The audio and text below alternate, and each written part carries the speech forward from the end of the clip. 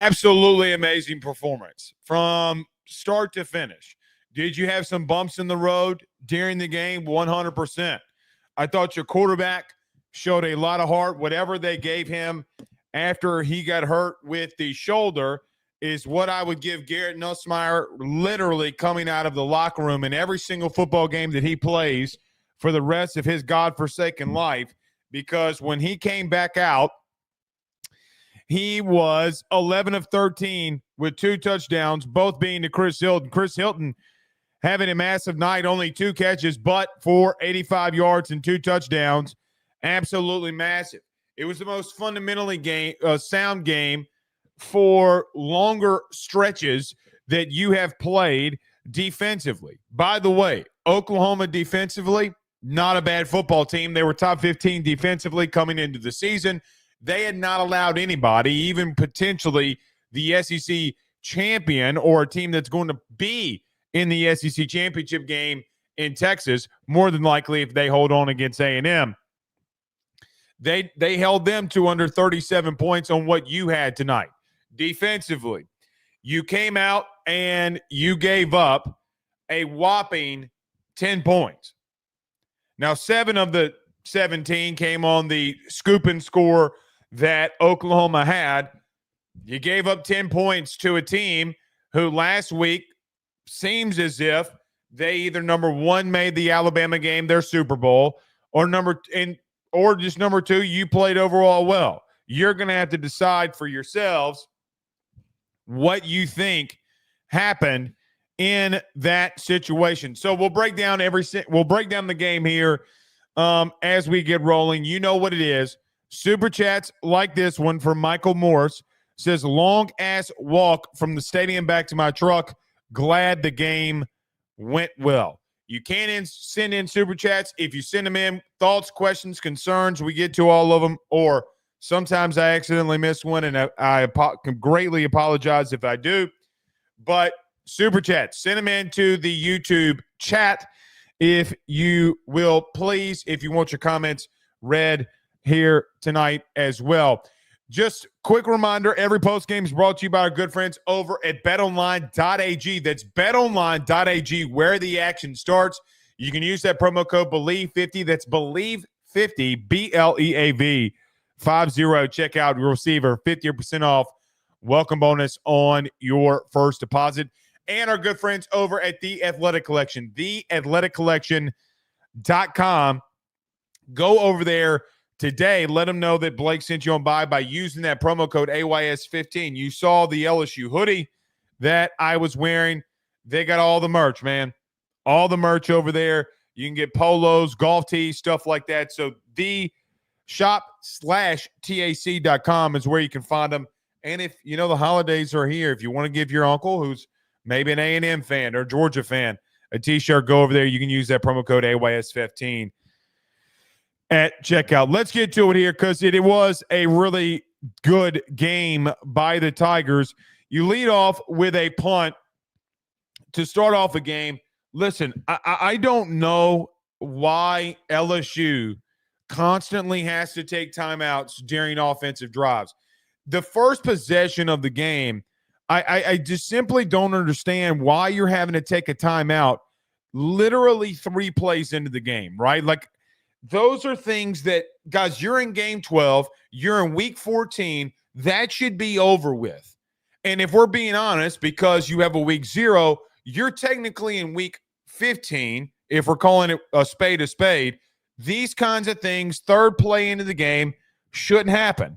Every time I feel like it just kills the momentum. Like even when Brian Kelly took a timeout in the first half and it was 4th and inches or 3rd and inches. Line up and run that hoe. I mean, you don't have to call a timeout there. Run the ball. But after the timeout, you get a couple of chunk plays for a total of 9 yards, I guess, 5 and 4. You're winding up having to punt the football. Defense comes out and responds very vividly. In the first quarter, they gave up a 3-and-out for 2 yards. Absolutely fantastic. You get the ball back if you're LSU. Caden Durham with a 3-yard run, then had that pass out in the flat that goes for 16, then a run for 4. Let's stop right there. Guys, extensions of the running game, when you can't run the ball into the interior, is always going to set things up because it gives the linebackers the thought process that the running back may be out in the flat and they can't just keep coming downhill all night like Danny Stutzman. I thought, quite honestly, tonight, and especially in the first touchdown drive, was a beautiful chef's kiss by Joe Sloan and, to be honest, Brian Kelly being involved in offensive play calling. Now, we need to stop. See, earlier this week, and it's kind of been an off week because you and I have not been able to talk as much here throughout the week, it being Thanksgiving week. I can understand not wanting to give Brian Kelly any credit about how the offense changed at Florida. Down the stretch, they folded. But you could tell if you watched the game that the game had changed.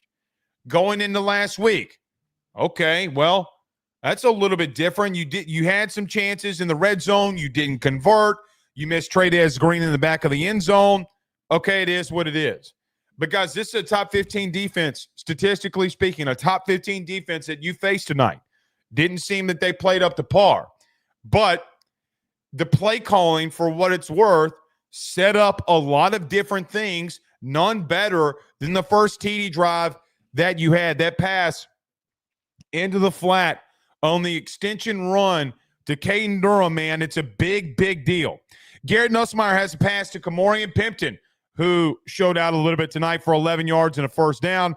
Garrett Nussmeier, another check down to Josh Williams. Extensions of the running game. Goes for no gain. It sets up the very next play that was on the first down.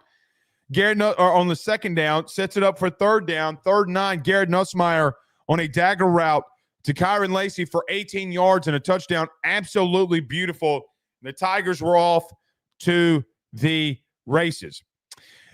LSU defensively would force a punt, and then that's when things kind of started to hit a little bit, if we're being honest. LSU gets the ball back, so they have a 3-and-out, a 5-play drive, and then a 3-and-out. So LSU's offense gets the ball back, and this is where I'm like, look, man, you just put together a very beautiful drive. You're backed up into your own end zone. Let's run the ball and sustain some things. Didn't work out that way. Garrett Nussmeier, pass complete on a check down for 9 yards. Josh Williams on a run for 1 yard, and it's a first down. Here it comes again. Now, remember I mentioned this earlier, literally a couple of series ago. LSU then has to take a timeout or takes a timeout when they don't technically get the first down for Josh Williams. Line up and run the ball. If you can't get inches, don't worry about the spot. It's a bad spot. But I tweeted this out during the game. I know you probably want to review it. I get that you want to review it. But as I tweeted out during the game too, man, these timeouts, these momentum killers, they come back to shit on you.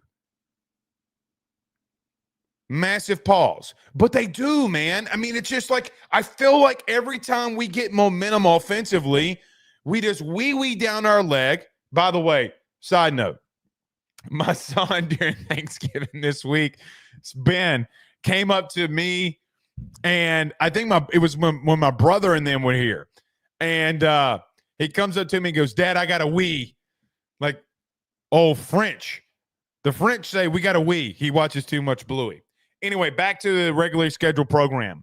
You call a timeout. Garrett has an incomplete pass, and then he takes the sack for 10 yards that he fumbles, and then it's a scoop and score, and you're tied at 7. Those momentum killers, man. Momentum killers. They kill you. Now, on the fumble, DJ Chester just can't get blown off the ball the way that he did. It cannot happen. So the kids got to get in the weight room, in my humble opinion, during the summer, during the spring, during the winter. If I'm Jake Flynn, if I'm DJ Chester, if I'm Brian Kelly, if I'm whoever the next offensive coordinator that's coming in here is, hey, brother, we're working on squats. We are working on your flexibility in squatting. Go to hot yoga. Do whatever you got to do. But that's unacceptable. What's also unacceptable outside of the center getting completely blown up is you cannot ball security is the number one thing about offense. You just can't turn over the ball. A scoop and score there, guys, it's horrible. It cannot happen. I know that DJ Chester got his ass whooped. 2 wrongs don't make a right. Clearly in this situation, getting sacked does not affect your ability to make sure and maintain that you hold on to the football. It never has. It never will. Never will. So DJ needs to take all of the criticism that he receives. All of the criticism that he receives on getting blown up right into the quarterback's lap. I get all of that. But there comes a part 2 here where I'm just like, you just can't turn the ball over. And that's the bigger deal here. That is the bigger deal. So timeout, incompletions, turnover. Master of disaster. And I'm not talking about Apollo Creed. So LSU gets the ball back. One of the more chaotic drives that I've seen. It's a 10-play, 30-yard drive that takes off 6 minutes of the clock. So you're tied going out of the first quarter. You have a Caden Durham run, a Garrett Nussmeier pass for 2 yards to Caden Durham, then Mason Taylor making the ridiculous catch along the sidelines for 15 yards. Josh Williams goes for 6, then goes for 3, then goes for 2, and a first down. Garrett Nussmeier gets sacked on R. Mason Thomas. Stop right there. It's when Garrett went out of the game. So the second sack that we had allowed, and I got to be real with you, man. At that point, I'm like, man, we're in trouble. If the defense does not stand up here, we are in trouble. And your entire team stood up.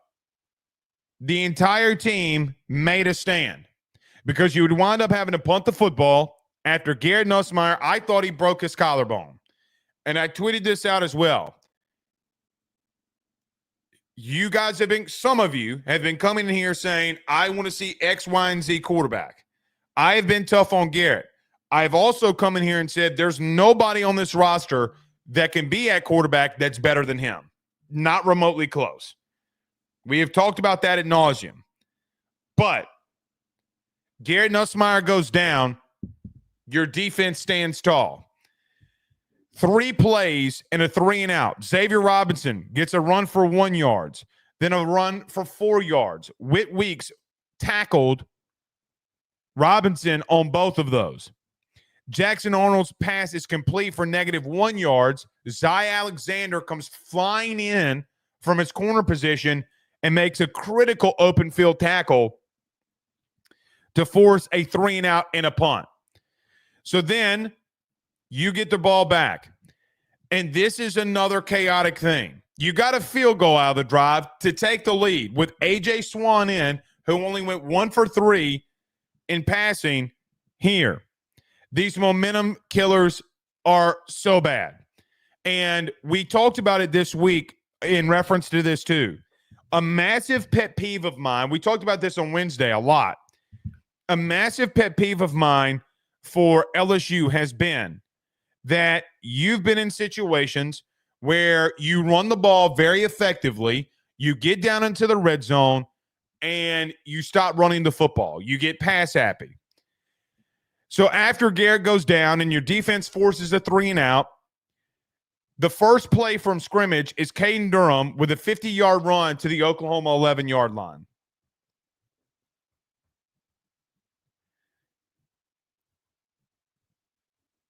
We didn't run the ball more after that. We had an A.J. Swan pass incomplete. Then we had we had a Caden Durham run, so 1 run. Then you had a timeout. Then you had an A.J. Swan pass into complete. Then you had an LSU delay of game where they try to take a timeout. Luckily, he didn't get called for a penalty because you cannot take timeouts. Sometimes they'll flag it, sometimes they won't. But it was a delay of game. Then A.J. Swan on 3rd and 15 has a pass to Mason Taylor that could have been picked. We've talked about A.J. Swan. Well, Blake, he's been in the SEC. Well, tough position for the kid to come in, and I get that. It's one drive. He's cold. I get it. No. Damian Ramos for 34 yards, and the field goal is good. Let me stop right there. Man, it flabbergasts me. My opinion.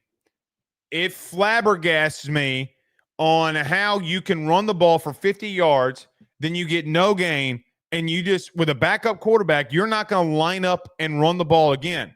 If you get stopped, you get 2, 3, 4 yards, whatever it is, you have no gain.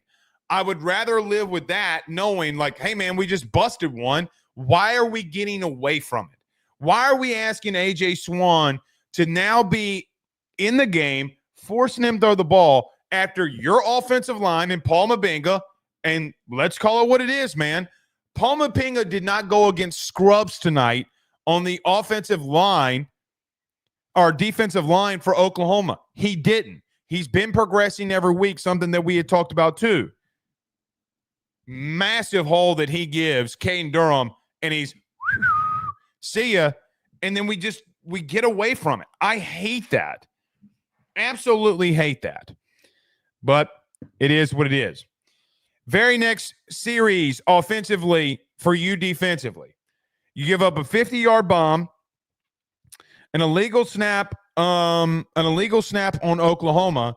Jackson Arnold on his second run of the game, inverted veer, 28 yards to the LSU 2-yard line.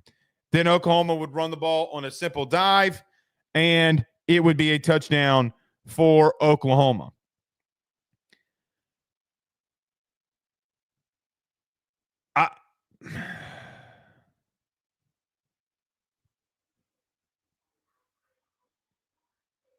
I don't get it. I don't get it.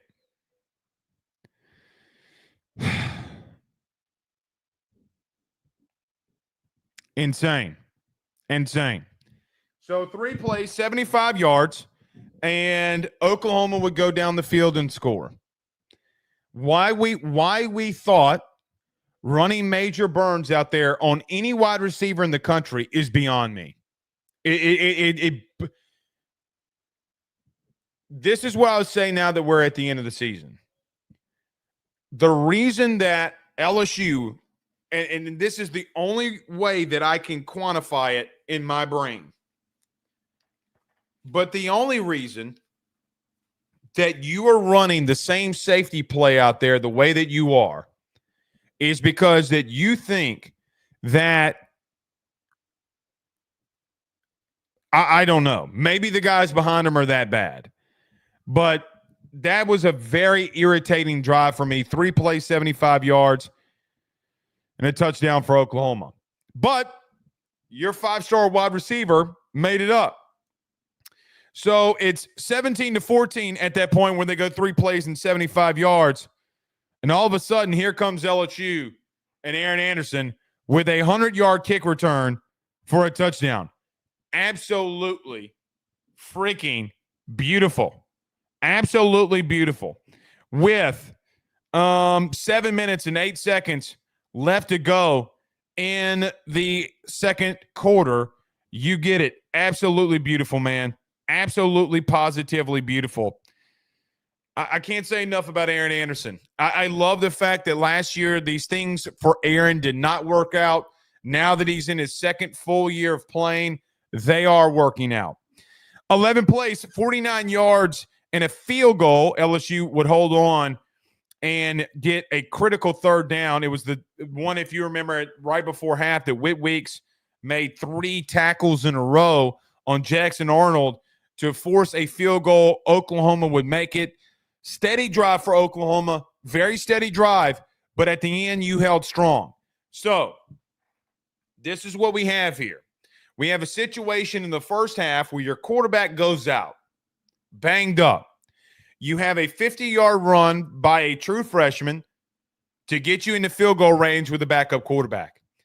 Your quarterback is still not out there, and he kind of threw around a little bit coming back into the game, and Aaron Anderson takes one to the hizzy, right, for 100 yards, puts you back, puts you up top, puts you up front.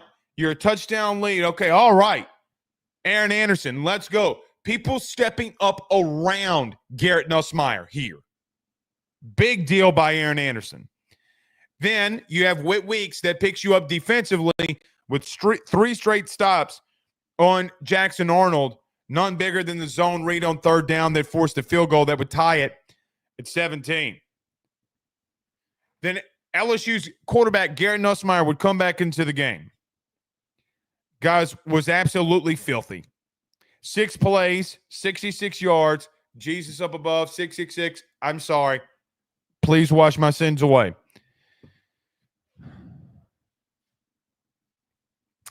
Ironically, LSU with Garrett Nussmeier comes out with 2 minutes left to go, so 2-minute offense. They have to call a timeout to start the drive. I almost blew a gasket. But Josh Williams goes for 4, goes for 2. Then you have RPO on third down on a hitch route by Mason Taylor for 6. Beautiful play call by Joe Sloan. Nussmeier, check down pass complete for 7 yards to Josh Williams. 7-yard check down to Mason Taylor on an out route on his third progression. And then here comes the beauty. Chris Hilton checks into the game. One play. 1st and 10 from the 40-yard line. Garrett Nussmeier pass complete on a fade route to Chris Hilton in the back of the end zone on a perfectly timed jump, on a perfectly timed play to take a shot and a touchdown. I was so happy for Chris, man. And you know, man, what's interesting too about the Chris Hilton touchdown catch tonight is that Brian Kelly got all off in the arse of Chris Hilton a couple of weeks ago, and now look at it. We get so bent out of shape sometimes on hard coaching. Tonight it benefited itself. So when everything else around you is crumbling and reality can't set in and we can't see the forest through the trees, how much do you think that the ass chewing that Brian Kelly gave Chris Hilton a couple of weeks ago paid off? Because from where I sit, it looks like it did pay off on 2 massive catches by Chris Hilton. Doesn't stop the hard work that Chris Hilton has put in, but 6 plays, 66 yards in 1 minute and 17 seconds to give you the lead on Oklahoma. Absolutely beautiful. So LSU, I want to mention this. So coming out of half, it's 24-17.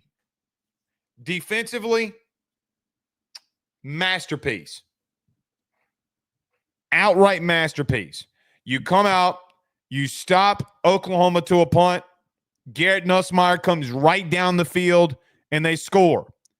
The second Chris Hilton bombs away from 45 yards out in a TD, you go up 31-17. But defensively, let me make this very well clear. Let's read off the possession chart after you gave up the field goal and Garrett Nussmeier came in. Punt, interception, punt, 3 and out, turnover on downs, punt. Beautiful. Now, one thing does need to be mentioned, and I'm just trying to keep it as real as I can. Oklahoma's is ass cheeks on the offensive line. They are bad. They could not contain Tomato Can State and Tomato Can University. But I know we look at what happened with with Alabama last week. They played well. They 100% did. Issue is, man, you want to know why Oklahoma has been very bad. Well, one, their play calling has been horrendous. but for sure, their O-line is the worst in the SEC. It's not. It is worse than Mississippi State. It 100% is worse than State. So beautiful, absolutely beautiful by this LSU defense in what they did the second half. They blanked Oklahoma in the second half. Blanked them. Guys, they got a 3-and-out, a punt. They had 17 yards, 4 yards. Let's see here. 20 yards, -7 yards, 16 yards. Man, that is beautiful. I wonder, because you have -7. So that'd be 9 total yards. Guys, they had 29 total yards going into the last possession that they had that went 75, and it was junk yardage. And you were playing a lot of people. Another big thing in the second half, too. Don McKinley had 2 sacks. Keys had a sack. You had 3 straight sacks, all 3 of them coming from true freshmen. Beautiful. You love to see it. It means they're developing. Let me go to the touchdown. I'm pretty sure the only touchdown that we had in the second half, right? Yeah. Only touchdown we had in the second half was the 80-yard one that Chris Hilton had. Look, Kyron Lacey had a big 16-yard catch. Josh Williams had a 5-yard carry, a no gain, and a 7-yard carry. Garrett Nussmeier on this drive. Let's talk about this for a moment, because I want to end the segment before we get to Super Chats and then phone calls here. There was a play that Garrett Nussmeier on third and 8 scrambled and ran and jumped and tried to get the first down, and he did get the first down, but they didn't give it to him. That's what I want to see. Check downs, run the ball to the outside, get yardage. Guys, there is nothing. You will never lose if you take a profit. Never. The scramble ability in the second half, running in the second half was beautiful by him. Not getting flustered in the pocket. Now, I've seen a lot of people come out already on social media and saying, well, the shoulder injury is the Burrow hit against UCF. Hold on now. I'm not ready to go that far. Garrett's got a lot that he needs to work on. He knows that. He's talked about it. I guarantee you he's going to talk about it tonight in his postgame. But clean football. Very, very clean football in the second half. They did have that 3-and-out. I mean, his team around him imploded. I can't really give that on Garrett. So, you had the holding penalty. You had the 15-yard run by Caden Durham. I mean, things around him crumbled. But the second half, man, I thought was very efficient, even on the field goal. Kamarian Pimpton, 42 yards. The only thing that I have a problem with, he hits Pimpton on a 42-yarder, and then Chris Hilton on a 45-yarder. In the second half, one went for a touchdown. The second one didn't. But you got first and goal, and, man, you get no gain on a run, and then you throw the football twice to get another passing touchdown, and both of them are incomplete, and you're kicking a 22-yard field goal. And I got to say this. Guys, this is an all-year thing. It bugs the shizy out of me, as Gold member on Austin Powers would say. How in the world, why do we get down in the red zone and stop running the football? Why is that a thing? Why is that a thing? You get a massive chunk play, run the ball. Well, the first one went for no gain. Do it again. You got 4 chances to go in there and run the football at him. If you can't get, by the way, it was first and goal at the 4-yard line. The 4-yard line. If you can't line up and run the ball for 1 yard 4 times, you don't deserve to get in the end zone. I feel like this is how I've imagined college football all year long, and this isn't just simply an LSU thing. Georgia was doing it. when they almost got clipped by Georgia Tech the other night, and I tweeted out during that game, I wonder what team's going to run the football on these 2-point conversions and win it. Blues Clues, we just got a letter. Wonder who it's from. It's from Run the Damn Football. That's who it's from. That's who it's from. You know who else did that today? Michigan against Ohio State. We just got a letter. Wonder who it's from. Run the ball. That's who it is. Right there. Come on, man. Come on. But the wheel route goes for 42, and then you're trying to throw the football from the 4-yard line, and it just doesn't work. Run the ball. That's inexperience. Lack of inexperience. And you should have gotten a touchdown there. 1,000% you should have gotten a touchdown there. But all in all, look, man, no team had scored 37 on Oklahoma all season. Beautiful. I mean, I wonder what you held them to. Let me look at team stats here for just a moment. I wonder what you held them to. They had 277 yards. They were 4 of 11 on third down. You were 6 of 15. That's not good. That's not good at all. You had the ball. You won the time of possession. God damn, they only had one penalty for 5 yards. That's how you know that they're not playing aggressive. They did outrush you, but you hit explosive plays on them. 8.4 yards per pass to 5. Man, it's just how you win, man. It's 100% how you win. All right, Julian with a $2 super chat along with Alexander. I appreciate it, guys. Do not forget to put in your comments when you send in these super chats. We're not going to be able to find them after that. Alex Cormier with a $2 super chat says something about LSU's quarterbacks going off after an injury. Yeah, it is, man. And look, Garrett has played really well the last 2 weeks. The turnover cannot happen. The turnover is the big blemish. He missed some stuff. He certainly missed that C.J. Daniels touchdown at the end there. That's for sure. But man, he played some clean football after the injury. Very clean football. 22 of 31, 277, 3 touchdowns. Caden Durham, 11 carries, 80 yards. Very clean. Very clean after the injury. Goat with a $2 super chat says, come back for Perkins. Chances 0%. I'm never going to say 0%, man. I'm not an NFL guy. I'm not a draft guy. I don't know. I could tell you from LSU's perspective, there are at least things that I've heard. And listen, don't want to believe or believe me, go somewhere else if you can believe what you want. Here's what I've heard.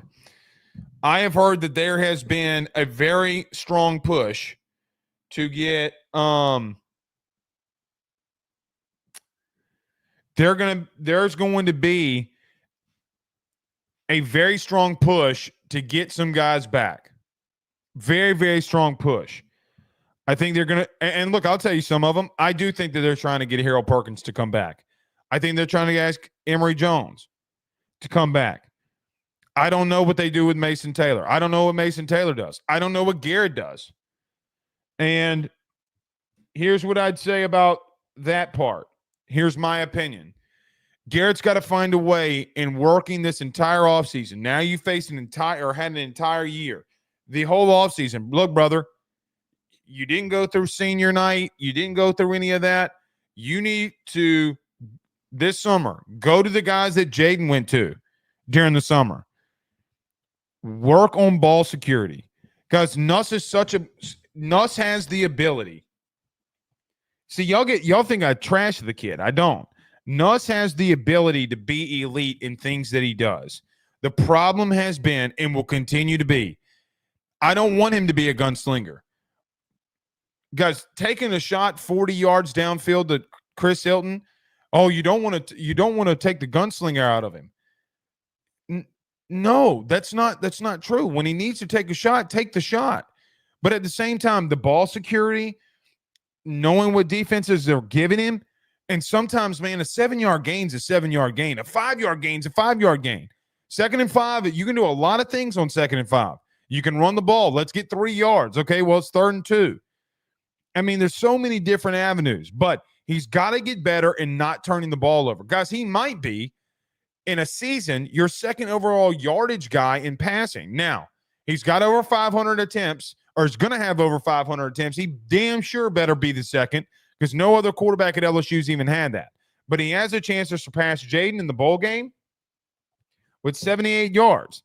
So you got to make that decision. If he comes back, here's the truth. I don't think any quarterback right now in the country, maybe Dylan Gabriel and Cam Ward. I'm not taking any of these quarterbacks in the 1st round. Be real with you. I'm not taking any of these quarterbacks in the 2nd round. That's me. You can disagree. Have at it. I'm not taking any other quarterbacks right now. I'm not taking Carson Beck as my starter in NFL, facing my NFL franchise.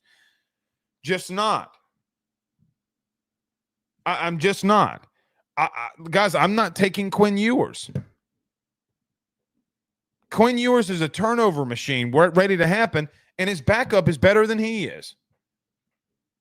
Arch is much, much better than he is. So that's my humble opinion. Do I think Garrett needs to not go into the NFL? Yes, I do. Andrew Jordan with a $5 super chat, then a $2 super chat says, another 15 tackle game for weeks. You can't deny H. Yeah, you can't deny him tonight. Can't deny him tonight. If we're going to speak about Witt, then let's speak on this. Great game tonight. Got to get better in the physicality of things. Played great tonight. He's great out in space and on the edge. You need a true guy in the middle, because that's not Witt. When you're asking Witt to be in the middle, it's not a good recipe. It's not his forte. If you do get a secure guy in the middle that can help him, tonight happens. And look, man, Devon Keys might be that kid. I mean, Witt was much better when he could roam around and make plays. I agree. But he's not the guy that can anchor the middle. He is not. And I think I think everybody would think that that's fair. Christian Wheeler, our good friend, with a $5 super chat says, we finally seen a part of complimentary football tonight. 1,000% agree. Some things could have been better on the offensive side, but they answered more tonight. Oh, and again, Christian, to your point here, against a team, man, that had not given up that many points all year. I mean, look, I think last week against Vandy, when you face the 36 run defense in the country, you ran the ball moderately well on them. And tonight you face the top 15 defense. So for me, I think that you had probably 2 of your better performances.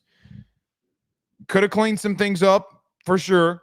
Chris Hilton being a weapon now is a big deal. Here's what I'd say going into the bowl game. Remember, this is said on November the 30th, the year of our Lord 2024.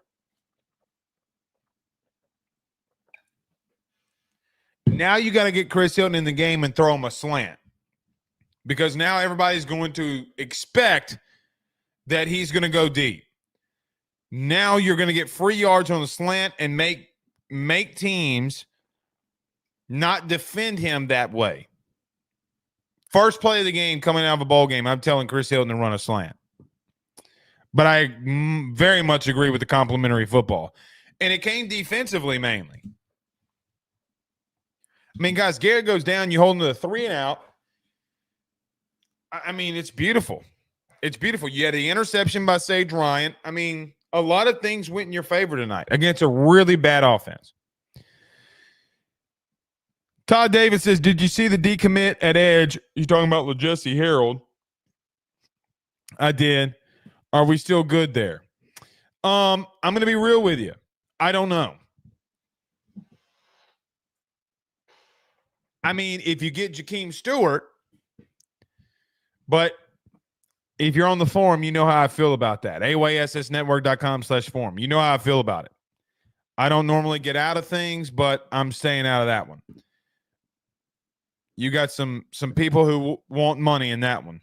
And I don't trust anybody when it comes to money. I thought Dylan Carpenter played well tonight, coming in for Savion Jones. But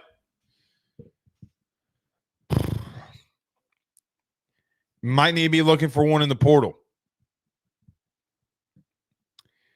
I mean, let's just think about this. Are you 1,000% sure you want to run out there with Deshaun Womack? Deshaun has not showed us anything. I mean, he hadn't. He's shown us some flashes and glimmers. I have not seen him in a full-time starter position. So, can he be that guy, a former 5-star guy? Yeah, he can be that guy. But, I mean, are you wanting to roll out there with it? I don't know. Kedrick says, Blake, did you see BK says we'll see you in the national championship and we're taking receipts? Better live up to it, man. I know I didn't see it. I don't get to see things in the post game. I don't get to see any of these things in the post game. I'm gonna go look for it. I'm sure somebody tweeted it. No, I mean, to your point, no, I hadn't seen it. So yeah. I hope that we are. I 100% hope that we are. All right. Man, last regular season post game. Sucks. Guys, I've told y'all that before. I ain't got to tell you again. All right, hold on. Let's get this in here. We're about to do the deal here. We're about to take some phone calls.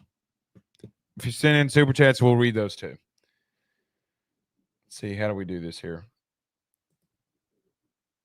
All right.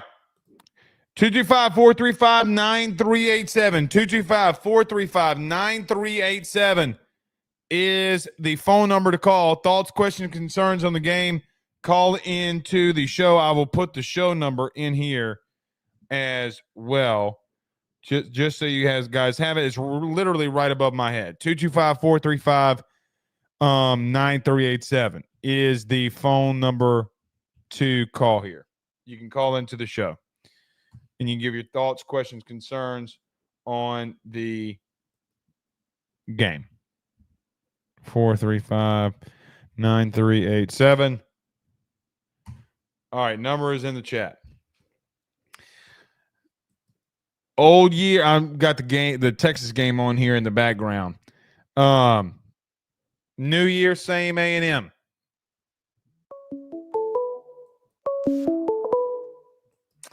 All right, you're on the phone with Blake Ruffino. This is the AYS postgame. Who do we have the pleasure of talking to? Yeah, Blake, this is Drew from Meridian. How you doing, buddy? Drew Rosenbaum, what's happening, man? What'd you think of the game? Oh, man. Where has that been all year? Especially that you hadn't defense played, in the you hadn't second played half. an SEC team that's been that bad yet either. I mean, that's true, but you know what? I was glad to see our guys didn't quit. They took that game on. They could have packed it in, but they didn't. They showed pride, and they showed that they love LSU, and that's what they're supposed to do. Now, I thought the big key to the game was the score right before halftime. I thought that Oklahoma they just did not recover defensively in the second half. I mean, Whit Weeks was just. I mean, he was the all kudzu man tonight. I mean, this guy was all over the field. I mean, good Lord. Did you see the same thing that I saw? I mean, this guy was unreal tonight. Yeah, I mean, look, you had a guy that – so let's break down Whit for a second. Witt is not a guy that can anchor the middle. Bottom line, he needs to be sideline to sideline. He needs to be a weak side backer. And when you put him there tonight and you left Keys in there to make plays and be an anchor in the middle or pin, he was able to make plays. Now, I will say this. When you're facing a more physical football team, I do worry about him. But tonight, you can't deny he was exceptional. So in the future going forward, he's not going to be the anchor in the middle. You got to get somebody that can anchor that in the run game. Now, if you're asking him to go sideline to sideline, that's a completely different story, and that's where he's going to be most well benefited. Blake, I think we think like we see the game absolutely the same. I was in the first half. The only time I really got really upset, and I think you hit the nail on the head, was all right when Nussmeier got hurt. AJ Swan after the big 50-yard run, I was losing my mind. We did not run the ball. After the 50-yard run. Run the ball. Did not. I can't. Blake, I can't. I'm losing my mind. And I'm glad you brought that up because I'm the same way. Why are we not? I mean, do we need a red zone coach? I mean, in all defense to you, you're paying a guy $10 million who's an offensive-minded guy who should be able to get you in the red zone. I mean, I'm just being honest. I just don't we have struggled. But like I said, that was the only down tonight. I thought Nussmeier, look, man, I've been on that guy. I have, and I'll be the first one to tell you that dude just gave me the middle finger tonight, and I'll take it because that guy was unreal tonight after he came back. Beautiful throws to Chris. Beautiful throw to Pimpton. I mean, again, but what's crazy is the turnover, though. You know, like you can't turn the ball over there, but you see flashes from Nuss, you see halves from Nuss, and if he plays clean football and doesn't turn it over, he can be a real game wrecker. And Blake, he used his legs tonight to get a couple of first downs. I thought I about fell off my damn couch. I mean, where did that? Whatever shot they gave him in the locker room, I'd give him one before every game. You're damn right. Hey, man, I hope you had a great Thanksgiving. Appreciate everything you do, and I'll let you get to another call. All right, man. Thank you. I appreciate it. It's Drew Rosenbaum. All right. 225-435-9387. 225-435-9387 is the phone number.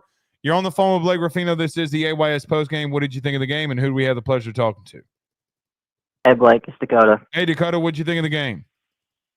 I thought our defense actually played pretty well. I know Arnold has some pretty good. I mean, he was running on us today, but I thought in the second half, I thought hey, Sage Ryan, he got an interception today. I thought he almost had two, but he dropped that other one. Yep. But back to the phenomenal. I mean, look, man, they gave up 10 points to a team that steamrolled Bama the week before. I thought that they showed their determination when Nuss went out. You forced the 3-and-out, the punt. I mean, the Zy Alexander had a massive night in run defense and just stopping passes in the flat. Defensively, when Nuss went down, they stood up. You could tell that they did not want to go out like that. And look, man, there's something to be said about heart. I mean, shit, we saw it last night with the Georgia Tech quarterback and Haynes King. You can't deny a dude that's got heart, and that's what I thought you saw from this defense tonight. Yeah, that was like 8 overtimes. That was crazy. But I thought Garrett when he went down, which hope the guy's all right. I don't like to see people get hurt. Yep. And that dude, I don't know what it was. He looked different when he came out there. It looked like he wanted to beat somebody's ass. Whatever shot they gave him, they need to keep giving to him before the games. But like you said, that fumble that he had, he's got to work on that, not doing turnovers. But I thought he played a whole lot better in the second half. Chris Hilton, he had some big catches tonight.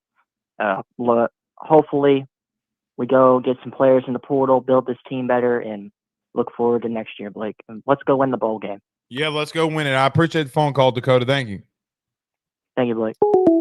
Yeah, I mean, look, I agree. I think Nuss has put together back-to-back really solid weeks. It's just you got to limit the turnovers, man. You got to limit the turnovers. So You do that, man. You're home cooking. You're home cooking. Mark Spells has position for weeks if Park comes back similar. Well, I mean, look, man, I don't know if you don't put Park at the star. I don't know if you don't tell Park to lose some weight. And look, man, if you're gonna, I mean, to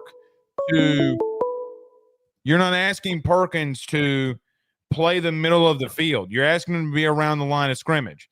So, I mean, but you need somebody that can feel that anchor. All right. You're on the phone with Blake Ruffino. This is the AYS postgame show. What did you think of the game? Blake, what's happening? Your boy Sydney, what's happening? Not much, man. What'd you think of the game? Oh, it was actually one of the better games we've had in the last month and a half. I agree, brother. It's one of the better games we had. Even though that was what Will's second sack in 900 plus snaps. So I mean, it kind of looked bad. You know, there was gonna be a shoulder, neck injury, anything like that. But when that boy came back, that was the best he's looked since. That's the best he's looked ever. Let's call it what it is. Yeah, Best he's looked ever. Yeah. Well, or you could say, Sydney, you could say it's the best game that he's looked since Wisconsin of last year. Yes, at the ball game. Right. At the ball game, yeah, because I mean he had his check downs, he made the throws they needed to. He actually scrambled a little bit. He needs to learn how to slide and not dive on the shoulder that he injured, but that's neither here nor there. The defense played well. After probably like the first couple drives that Jackson was getting out running, they finally rushed the field with discipline and didn't overrun him and make him have to throw the football, because that's not really what they want to do. Because last week they ran the ball for 50 times last week. They did. You know, and listen, let me say this too, Sydney. I didn't say this during the game, or I didn't say this tonight. The fact that they got away from running inverted veer and running Jackson Arnold is why Brent Venables is 6-6. I mean, why they got away from running him after they got a 28-yard run, 11-yard run, a 16-yard run. That now, let's be a little real too. Oklahoma, you talk about fumbling a bag. I mean, LSU stopped it all year, and you got away from it. How stupid! I was trying to figure that out. Because they ain't stopped running quarterback ever, and then you just said we're not gonna run Jackson Arnold anymore. I was like, all right, well that's playing right into you gonna sit back trying to throw the ball all day. That's not how y'all built. Y'all not built to throw the ball. Y'all built to run. No doubt. Granted, the game kind of got out of his way for y'all to run the ball because you got down 14, then down 17. Now the run kind of gets out of play. But when the game was still manageable, you didn't run the football. No. I mean, I'm glad you didn't. And look, I forgot to say this earlier too. Around the country, these teams are having problems when they get in the red zone. They don't run the ball. You saw it with the best coach in the country last night. I mean, I tweeted this out about Georgia. Run the ball. Like I know Georgia Tech's physical and they're a good team and all that bull BS. Run the ball. Everybody wants to get cute. You don't have to get cute to get in the red zone. Just turn around, hand the ball off, let your running backs do what they're supposed to be doing, run the ball and score a touchdown. Without a doubt, you're supposed to be a dominant. You're supposed to be a dominant football team. Be a dominant football team and turn around, hand the football off, and run the ball. Right. I fully agree, Sydney. I fully agree. But yeah, man, you know what I'm saying? The thing I want to see going, like you said, everybody says you're gonna win the ball game. I'm cool with that. Go win the ball game, get you 9 wins, have some momentum going to next season. But in the portal, we need trench work in the worst way. Yep. Dudes up front defensively, safeties, linebackers, corners, water boys, towel boys, trainers. You got to get all of them. But you took us some years of eligibility left. I mean, you got some years of eligibility left. No, and you don't want my fat ass tumbling out there. I'm going to promise you right there. Now, if they want to give me all the gear that they get, and then I'll just be out there for moral support, I'll do that. But there's no way. Sydney, I appreciate the phone call, bud. My guy. All right, thanks, man. Yeah, I mean, no more years of eligibility. It took me like 5 years to graduate. I'm not a smart human being, I guess. 225-435-9387. 225-435-9387 is the phone number to call in. Get your thoughts in on the show. And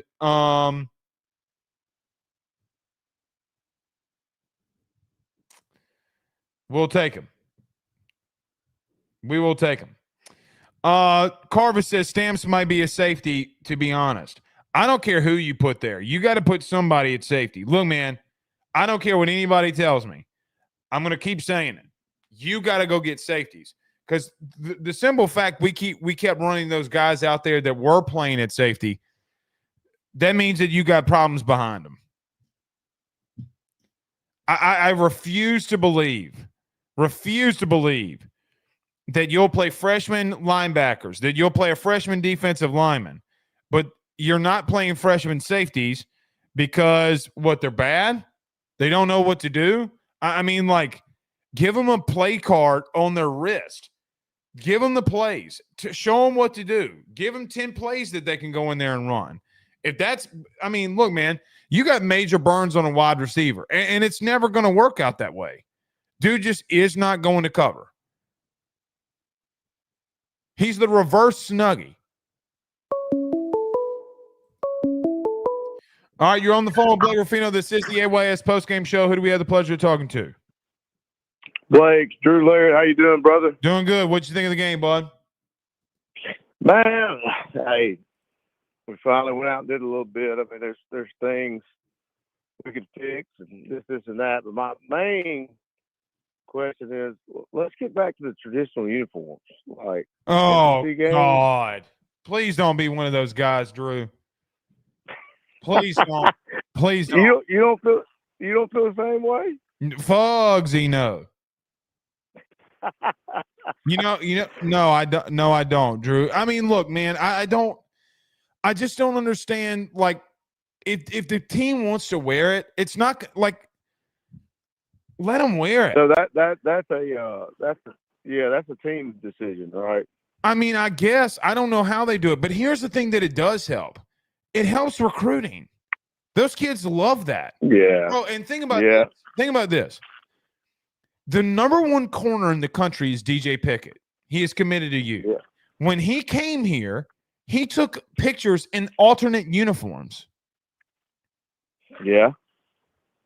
That's true. I mean, like Bryce Underwood. I know he flipped. Every picture he took was in an alternate uniform. Yeah. It's a uniform. I know. I guess I'm just old school.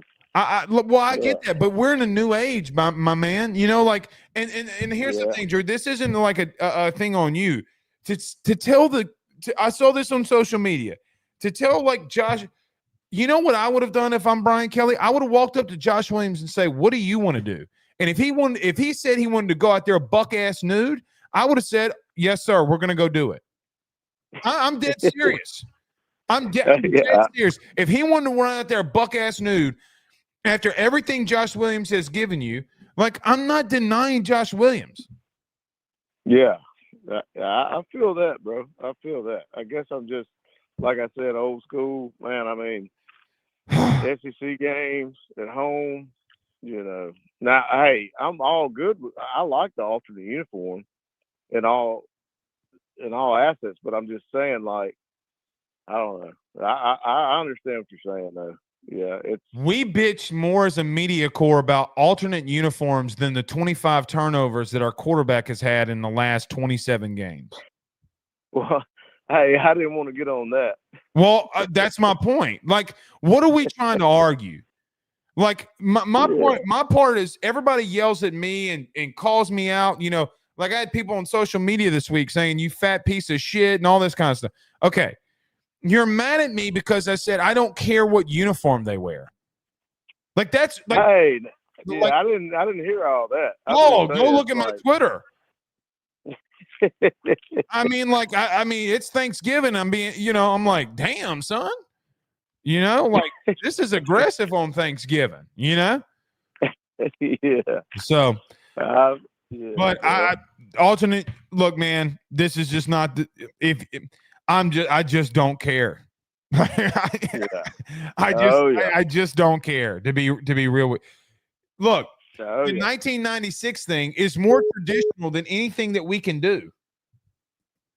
What I mean by that, the Vandy yellow jersey thing, that's history. Like, how That's people right. freaked Yeah. out about that is beyond me, too. I'm like, bro, we literally did that. By the way, we didn't wear white jerseys at home until DiNardo. Am I not wrong there at home? Yeah, I Tradition's think not that's tradition right. until you make it tradition. Yeah. Well, I had to go with I went last weekend and I bought my son a gold jersey, so I wasn't hating on that. But Okay. Well, I mean, like the last time Vandy had been here, or the second to last time Vandy had been here, they made us wear yellow jerseys. That's history. yeah, Anyway. I got you. All right, Drew. I appreciate All right, the bro. call, bud. Yeah, have a good night. All right. This just isn't the show, man. This just isn't the show for your alternate uniform takes. Bro, we can legitimately be in a race to give a kid $12 million total dollars in NIL. We're more worried. We don't bat an eye, okay? But we bat an eye when we change uniforms. It's crazy. All right, you're on the phone with Blake Ruffino. This is the postgame show. Who do we have the pleasure of talking to? Hey, Blake, this is MJ. A little buzz I heard around the stadium today. Just want to see what you know about it. I heard Tom. Uh-oh.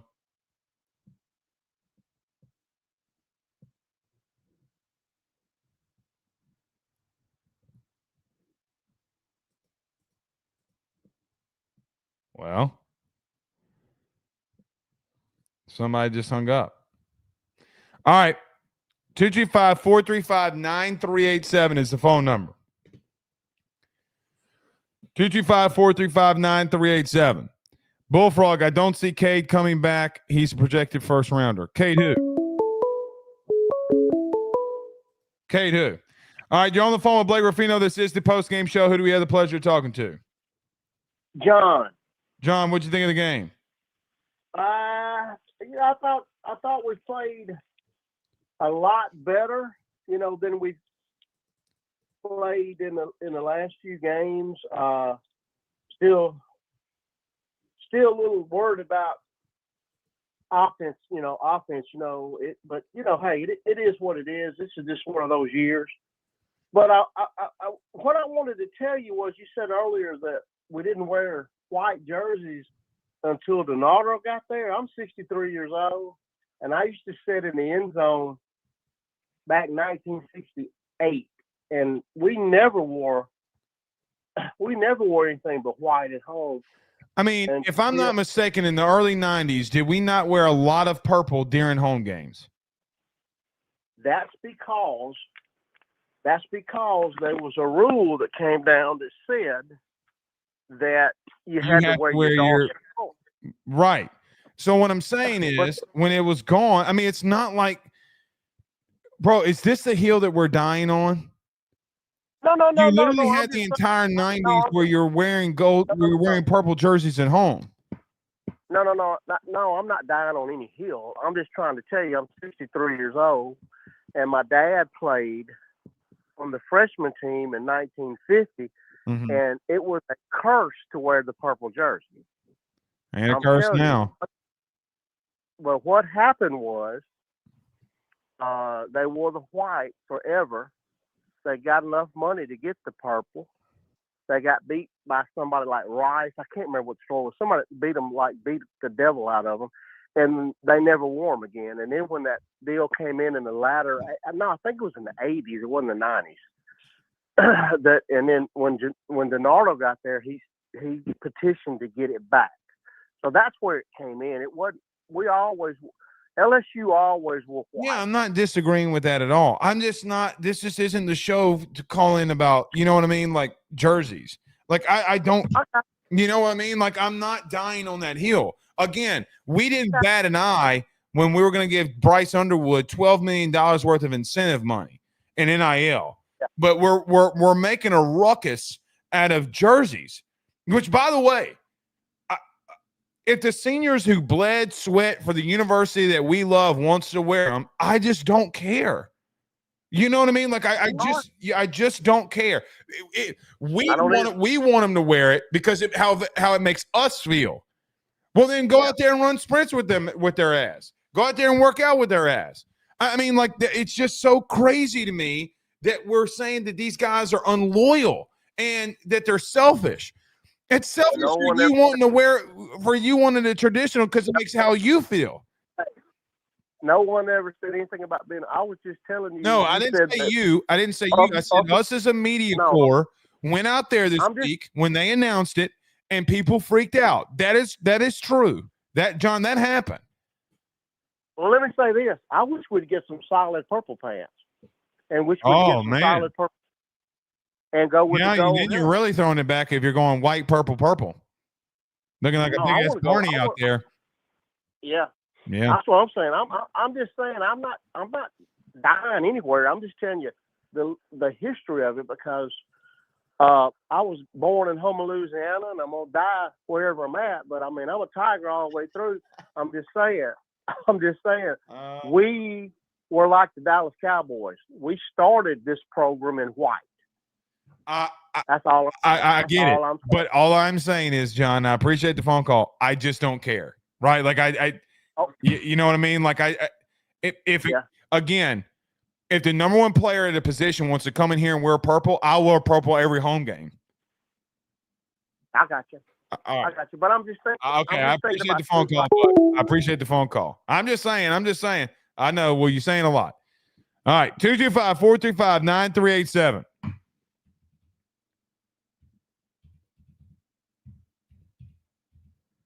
This isn't the show to call in, man, for Jersey talk. I promise you. I'm not taking no more Jersey talk. No more Jersey talk the entire night. All right, you're on the phone with Blake Ruffino. This is the AYS postgame. What'd you think of the game? And who do we have the pleasure of talking to? This is DJ. I'm from Houma, but I'm now in Tennessee. It was a great game.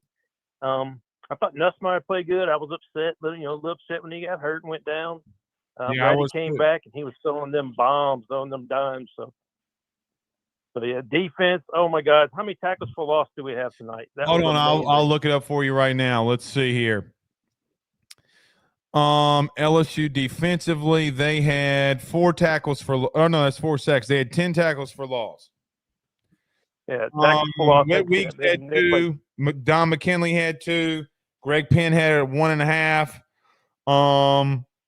Zy Alexander had 2. So a lot. Yeah, it looked good. It looked good tonight. What do you think about the play calling? Ever since Ole Miss game, it was like ever since the play calling for the last couple, 3 games after that, it just got bad, and then all of a sudden they started helping them out. It's Brian Kelly being involved. This is the most Notre Dame that you've looked in the 3 years that he's been here. I mean, it's just the truth. You're going 12 personnel. You got a tight end in Kamorian Pimpton running a wheel route for 40 yards. I mean, look, man, here's what I think has happened. I think that Brian Kelly is not necessarily calling the plays, but I think that he has given a sheet to Sloan on what he wants called and what he wants run and how much. I think he's telling him to run the ball more, and that's why you've been more effective. So when you hit the semi-tough part of your schedule, I mean, it just fell off the rails. And it's good to see that your coach, who is a quote-unquote CEO type, can get involved, and if he needs to call plays, he can do it. And again, to the point, Oklahoma was 15th in the country in total defense. It's not like you played a scrub tonight. So it's a really, really good performance by everybody. Yeah. Well, I always thought Nussmeier, those games we did lose, to me, it was on his back. He played good. We win those games. He plays bad, like he throws the picks. We start struggling. Well, and look, this isn't Nuss included, okay? It doesn't matter if Garrett Nussmeier, Caden Durham, Josh Williams, Kyron Lacey, Pee Wee Herman, it doesn't matter. Whoever is turning the ball over. See, like, this is the thing for me. If a running back fumbles the football, they go out. If a quarterback does it, then, it's a completely different deal. So, again, I look at that and just say that it's not a Garrett problem. Oh, it is a Garrett problem, but it's a turnover problem. When you're that bad in turnovers, you're going to get beat. It doesn't matter who's doing it, is what I'm trying to say. Yeah. So, and look, it's not like you faced a bad run defense tonight. They were in the top 25, I mean, you overall did very well. Yeah. And I agree with you. Once they had that big run, they should have stuck with it just a little bit longer. Drives me insane, man. It literally drives me insane because we do it every week. This isn't the 12. It was a microcosm of how the season had went. Yeah. Well, at least he had some check downs tonight that gave them extra yards. He even ran for a couple. So yeah, I he's mean, looking good. Something I wanted to see. Run more, please, dear God. Yeah, the first 6 games, I'm like, there were so many open, like even Ole Miss, because he was throwing everything deep. There was nothing in the middle. I'm like, dude, take off and run, get the couple yards, or the first down, move the drive. Well, and not only that, the check downs and the extensions of the run games are big deals. The Kyron Lacey touchdown does not happen if you don't throw the ball in the flat to Josh Williams. It doesn't. It doesn't happen if you don't throw the ball to Caden Durham for 16 yards in the flat. Those are the things that it's not a run play. I mean, technically in the stat sheet, it doesn't go down as a run. But you play action and you clear everybody out and you throw the ball in the flat. That's the only read that Garrett had on both of those plays. It's an extension of the running game. So what does that mean? Okay, it goes down in Garrett's stat line. Sure. But let's look at the running backs very quickly in their catches. Josh Williams had 5 catches for 16 yards. Okay, the longest was 9. Caden Durham had 4 catches for 32 yards. So if you add both of those together, you have 9 carries for 50 yards, which is 5 yards a carry. That is what wins you football games, man. Yeah, and they had good yak yards too on those too. All of them are yak because all of them at the line of scrimmage, man. You know what I mean? Yeah. So all right, man. Yeah, they look good, man. I appreciate your show, man. Have a good night. You too, bud. Let's go Tigers. Yep. People don't like my jersey take. I get it, man. I just don't care. I just find it so crazy that that's the hill that we're trying to die on. So much shit that's going wrong, that went wrong with this season, man. I mean, look, you can keep receipts. You can say what you want, but it's not the season that you wanted. Everybody knows that. You know that. I know that. And I pray to God that they respond. But you're putting out a lot of confidence right now saying we're keeping receipts for the playoffs. We're going to be aggressive in the portal. Well, okay.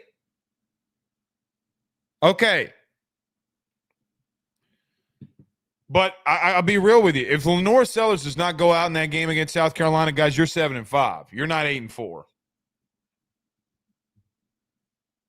You're not.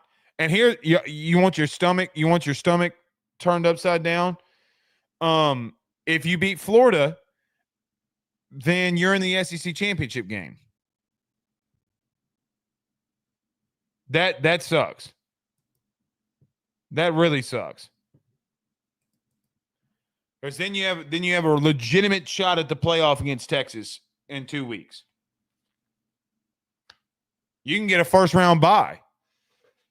So those small games where you have turnovers, I mean, now this is what you guys have just called in and told me. So for everybody saying here goes Blake on turnovers, you just called in and we're just responding to it. Those games that you miss. And not even only that. I mean, defensive blunder against Bama. Like, I mean, shit, guys. I mean, that Florida, Bama, USC. Guys, USC. Now, it's not in conference, and you would still be where you're at, but you would be 9-3. Just a blunder, man. A blunder. All right. We'll stay around for a couple more phone calls. All right, you're on the phone with Blake Ruffino. This is the AYS postgame show. Who do we have the pleasure of talking to? What's up? What's up, Blake, man? It's Bo Leg, man. How you doing? Bo Leg, how you been doing, man? Man, I'm good, man. What you think of the game? You know, good win. You know, the way I kind of think about it is, you know, you talk about going through your third and fourth, fifth read when you need to do that, and dropping down in the flat when you need to do that. And, it looks like it turned out good for us, and I just want to get your overall perspective on the SEC games this year. People like Bama, and how we definitely went in there with no game plan to contain Milroe, and they get beat by Oklahoma team like they did, and then we come out there and just run the floor with Oklahoma. And the game prep of our offensive and defensive staff, and it's just like how is it so off the wall this year? Because you don't have the personnel, and then you had so much that you had to replace offensively that you couldn't overcome it. That's the season.